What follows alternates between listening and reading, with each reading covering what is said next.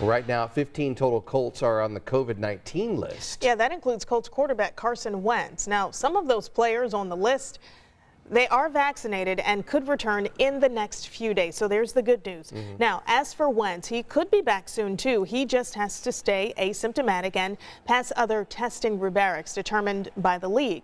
Now, we talked to head coach Frank Reich about the COVID situation that every team in the league is dealing with right now. Here's what he had to say.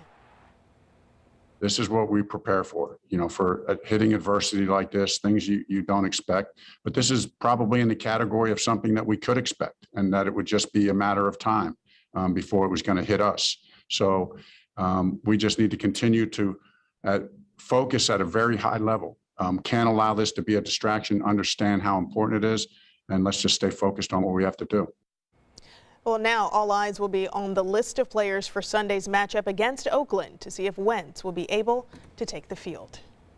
Well, the NFL has changed their policy on COVID-19 quarantine. It has scaled it back, actually, after the CDC recommendations. The league says vaccinated and unvaccinated players will isolate now for 5 days after a positive test instead of 10 days. But they can only stop isolating if after 5 days they are asymptomatic or at least demonstrate that symptoms are resolving. Meanwhile, the IU men's basketball game scheduled for today has been canceled due to COVID-19. They were set to play UNC Asheville, and it will not be rescheduled. IU didn't say whether any Hoosiers were positive, only that it was due to the university protocols. Now, they'll be back on the court Sunday against Penn State.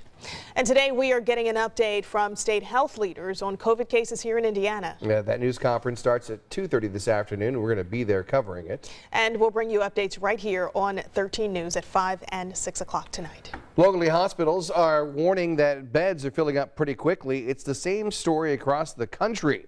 The widespread surge is straining healthcare systems and workers. As Liz McLaughlin discovered, doctors say the Omicron variant and the latest surge is hitting unvaccinated Americans the hardest. A coronavirus milestone health officials were dreading.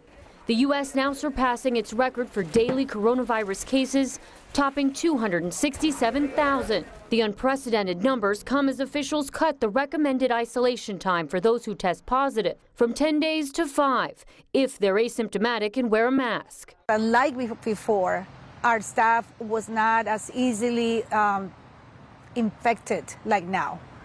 We have more staff now that is being infected. New guidance that could bring workers back sooner in the hardest hit industries, including healthcare. The Omicron and Delta variants have converged to push the steep rise in cases. The CDC now adjusting its estimate of Omicron's prevalence to roughly 59% of cases, down from 73%, showing the challenge of tracking the fast-spreading variant and the danger Delta still brings to patients. Almost all the cases we've seen that have been sequenced across here that would be accounting for these hospitalizations are Delta. Testing challenges continue across the country, with long lines and at-home test kits sold out. Some getting creative in response to the increased demand, including this Miami Zoo turned testing site. Officials continue to plead to the tens of millions of Americans still unvaccinated and most vulnerable to severe illness. Almost everyone's unvaccinated. If you're vaccinated, you don't meet me. A scramble to stop the spread as a third year of the pandemic looms. Liz McLaughlin, NBC News, Washington. Now to find out how COVID-19 is impacting schools and work in your area, plus how you can get information about to get the vaccine, simply head over to our website, WTHR.com/coronavirus.